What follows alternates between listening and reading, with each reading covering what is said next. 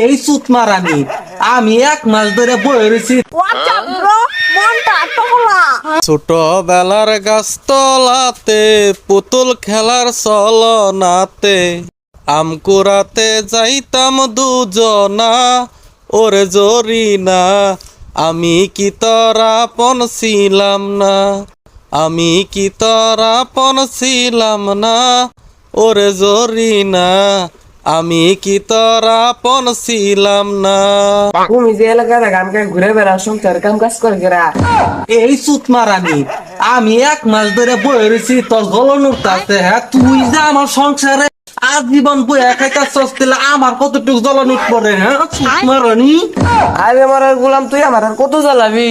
তোর সংসারের বড়টা আমি, তুই আমার কথা শুনবি।